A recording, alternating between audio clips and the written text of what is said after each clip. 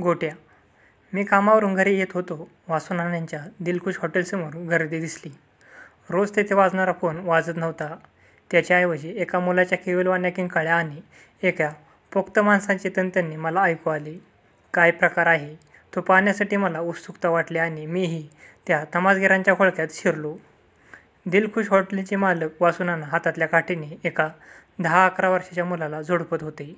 तो मुलगा रडत होता, गयावया करत होता, पण वासुनानांना करुणा येत नव्हती. ते अधिकाधिक तावाने हात चालवत होते आणि त्याच्या तोंडचा पट्टाही सारखा चालूच होता. सभ्य माणसाला ऐकवणार नाहीत अशा शिव्या ते त्या पोराला देत होते. एका कोवळ्या मुलाला असे झोडपून काढण्याइतके वासुनाना निर्दयी कसे होऊ शकले ह्याचे मला आश्चर्य वाटलेच, पण त्या तडाख्यातून त्या बिचाऱ्या मुलाची सुटका करण्याची बुद्धी त्या शेकडो बराख्यांपैकी एकालाही होऊ नये ह्याचे मला अधिक आश्चर्य वाटले. मी गर्दीतून पुढे घुसलो आणि त्या मुलाला ओढून आपल्या पाठीशी घालून वासुनानांना म्हटले, काय चालवलं आहे हे वासुनाना?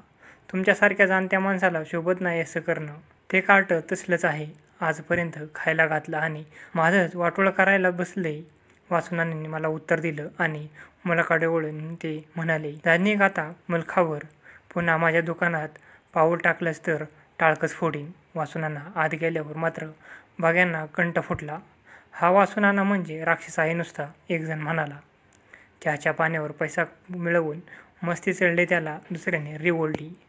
पण त्या पोरानं तरी का वागू नये सरळ, एक शिष्ट म्हणाले. कोण कुत्रं विचारत नव्हता, पण ऐनवेळी वासुनानानंच थारा दिला. कशाला खडे फोडता त्याच्या नावानं उगीच? थारा दिला, पण माराशिवाय एक दिवस सुना गेलाय का? विचारा की तुमच्या ह्या धर्मात्म्याला. असे एक ना दोन किती उद्गार मला ऐकू आले, पण वस्तुस्थितीचा बोध मात्र मला नाही झाला. मला तो कोणाचा? कुठं राहतो? मी विचारले. मी ह्या हॉटेलातच होतो आतापर्यंत, हुंदके देत येत मुलाने उत्तर दिले. तुझं इथं दुसरं कुणी नाही? आपण आहात की? वासुनानांच्या कैवाऱ्यांनी टोमणा दिला. अशा माणसांचे बोलणे ऐकून न ऐकल्यासारखे सोडून देण्यातच शहाणपणा असतो. मी तसंच केले. बरं आहे, चल माझ्याबरोबर. असे म्हणून मी त्या मुलासह घरी निघालो. घरी आल्यावर मी सारा प्रकार पत्नीला सांगितला. त्यालाही त्या मुलाची कीव आली. तिने त्याला एकही अक्षर न विचारता प्रथम तोंड धुवून येण्यास सांगितले. सुमा दशमी खात होती. तिच्याजवळच त्याचेही पान मांडले. ये बाळा, दशमी खा थोडी, तिने म्हटले. पानावर बसण्याऐवजी तो दारातच थबकला आणि दाराच्या फळीला डोके टेकून पुन्हा हुंदके देऊ लागला. सुमाच्या आईने जवळ जाऊन ममतेने त्याच्या पाठीवरून हात फिरवला आणि म्हटले, उगी भिवू नको तू अगदी. आता काही वासुनाना नाही येत तुला मारायला. मुला वासुनानाच्या भीतीमुळे रडत नव्हता, तर तिच्या प्रीतीमुळे त्याचा गळा दाटून आला होता. तास 2 तासात आमच्या घरचे वातावरण त्याच्या अंगवळणी पडले. तो मोकळ्या मनाने वावरू लागला. सुमाची आणि त्याची तर चांगली गट्टी जमली. मी रात्री घरी आलो तेव्हा सुमा आणि तो मजेने हसत खेळत बसलेली मला दिसली. मी दिसताच सुमा मला येऊन बिलगली आणि म्हणाली, बरं हो दादा, मी की नाही ह्या गोट्यावर खडा केला आज. ह्याला एक देखील कविता येत नाही म्हणायला. मला मोठी मौज वाटली. त्या नव्या पाहुण्याचे नाव मला माहीत नव्हती. रात्री जेवताना ते विचारून घ्यावे असा मी बेत केला होता, पण ते काम सुमाने आधीच उरकून घेतले. तुझं नाव गोट्या होय रे? मी विचारले. हो. तो म्हणाला, गोट्या हे? हो. कसलं नाव दादा? खेळाच्या गाड्यांना गोट्या म्हणतात. हा तसला दगड आहे वाटतं. पण माझं खरं नाव काही गोट्या नव्हतं सुमाताई.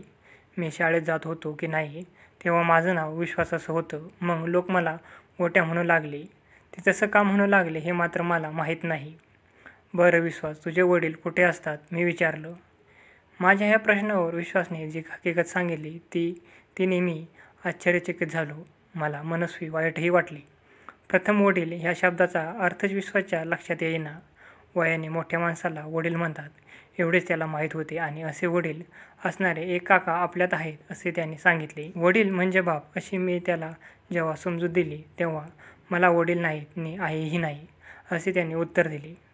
प्रत्येक माणसास आईबाप असतात, मग विश्वासलाच ते कसे नाहीत ह्याबद्दल सुमाने आश्चर्य व्यक्त केले. पण ते दूर करण्याचे त्या अजाण मुलाला कसे जमणार? तोही सुमा इतकाच गोंधळलेल्या नजरेने माझ्याकडे पाहू लागला. तुझे आई आणि वडील तुझ्या लहानपणीच वारले असतील आणि तुझ्या काका काकूंनी तुला सांभाळ केला असेल अशी मी त्याला समजूत घातली. तो विश्वास म्हणाला, काका काकूंनी माझा सांभाळ मुळीच केला नाही. उलट मला ह्या वासुनानाच्या तावडीत मात्र दिलं. अशी सुरुवात करून त्याला आठवली तशी आणि सांगता आली तशी आपली हकीकत त्याने सांगितली. साखर खोप्याजवळच्या एका लहानशा वाडीत त्याच्या काकांचं घर होतं. घरात तसे म्हटले तर दारिद्र्य नव्हते. आपल्या मुलामुलींना काकू चांगले कपडे करी आणि चांगले खायला देई. गोट्याने काही मागितलं तर त्याला मुष्टी मोदक मिळत. गोट्याने एके दिवशी काकूला न विचारता घरातले घरी घेतले म्हणून तिने पळी तापवून त्याच्या हाताला डाग दिला. गोट्या अगदी कळवळला. त्याच्या त्या रडण्याने शेजारची एक बाई धावत आली आणि तो प्रकार पाहून त्याच्या काकूला म्हणाली, भाऊंच्या पैशावर चारता आहात आणि त्याच्या लेकरांना का भाजवता कसे?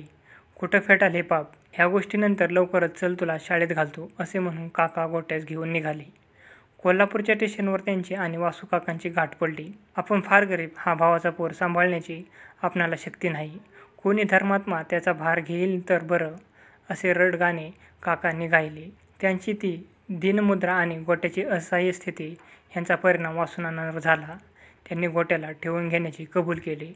डोळ्यात पाणी आणल्यासारखे करून काकांनी गोट्यास वासुनानाच्या स्वाधीन केले आणि परत कोकणचा रस्ता धरला.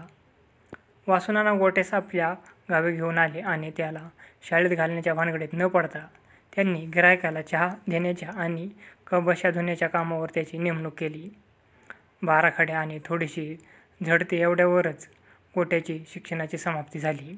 हॉटेलचा पोऱ्या ह्या दृष्टीने मात्र गोट्या चांगला सर्व्हिस झाला. येथे वाजणाऱ्या प्लेटीतील काही गाणी तो हुबेहूब म्हणून दाखवू लागला. तेथे अड्डा करून असणाऱ्या मोटर ड्रायव्हर आणि क्लिनर लोकांच्या गोष्टी त्याला आवडू लागल्या. वासुनान्यांनी मारदेण्याचा प्रसंग 1-2 दिवसाआड तरी गोट्यावर येईच. कधी जिन्सांची सांडलवड केल्याबद्दल तर कधी रस्त्यावरील गमते पाहण्यात दंग झाल्याबद्दल वासुनाना त्याची कणिक मऊ करत. आजच्या त्याच्या शिक्षेचे स्वरूप फारच उग्र होते, कारण आज गोट्याने केलेला गुन्हाही वासुनानाच्या दृष्टीने भयंकर होता. मोटारची मार्गप्रतीक्षा करत बसलेले काही लोक भूक भागवण्याकरता हॉटेलात आले. काय काय जिन्नस आहेत अशी त्यांनी पृच्छा केली. लाडू, चिवडा, चकली, भजी इत्यादी पदार्थांची यादी गोट्याने एका सुरात म्हणून दाखवली. ताजी गरम पुरी भाजी आहे का? गिऱ्हाईकाने विचारले. हो, किती देऊ? गोट्याने विचारले. आण 1-1 प्लेट, गिऱ्हाईकाने मागणी केली. गोट्याने नेऊन ठेवलेली पुरी शिळे आहे आणि भजीही गार झाली आहे असे पाहून गिऱ्हाईक म्हटले, अरे, मी गरम भजी मागितली ना? मग काल रात्री केली तेव्हा ती गरम गरमच होती. आत शेव तळत बसलेल्या वासूकाकांनी गोट्याचे हे उत्तर ऐकले आणि ए गध्या अशा त्याला हाक मारली. ही 7 शिळी पुरी कशाला आणलीस? दुसरे एक जण म्हणाले, काल सकाळी आला असता तर अगदी कढईतून काढल्याबरोबर पुऱ्या आणून ठेवल्या असत्या आपल्यापुढं. गोट्याचे उत्तर ऐकताच, हे तुझं आंबवण तुलाच लखलाप हो असे म्हणून सर्व मंडळी आपल्या पुढील ताटल्या बाजूला सारून चालती झाली.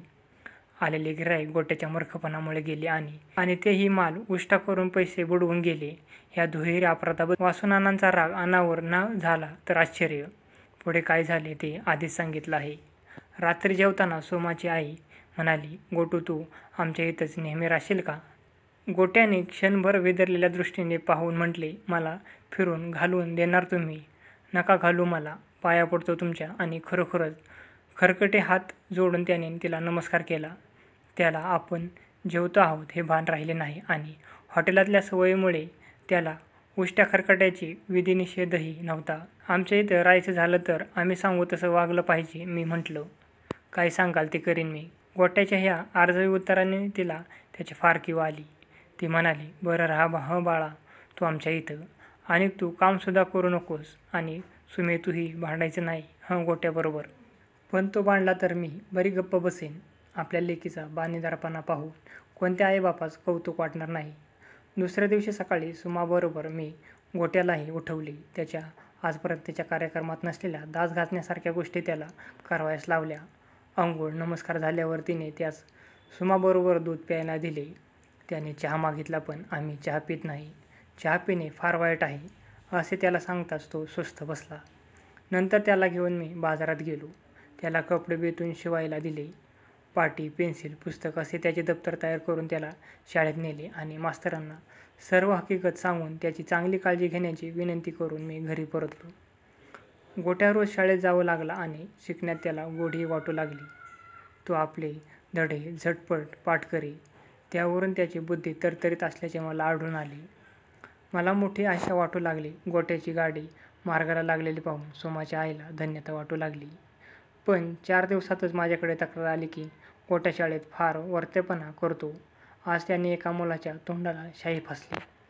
गोट्या घरी आल्यावर मी त्याला खुलासा विचारला. तो म्हणाला, तुम्ही मला सांगितलं होतं की गुरुजी सांगतील ते सर्वांनी निमूटपणे ऐकायचं. आज गुरुजींनी गंपू गोऱ्याला रागावून म्हटलं, तोंड काळं कर एकदम. मधली सुट्टी होईपर्यंत गंपू तोंड काळं न करताच तसाच बसून राहिला. गुरुजींचं सांगणं त्याला ऐकायला लावण्यासाठी मी त्याच्याच दवतीतली शाई त्याच्या तोंडाला लावली. ह्यात माझं काय चुकलं? गोट्याच्या ह्या आज्ञापालनाला काय म्हणावे हेच मला समजेना.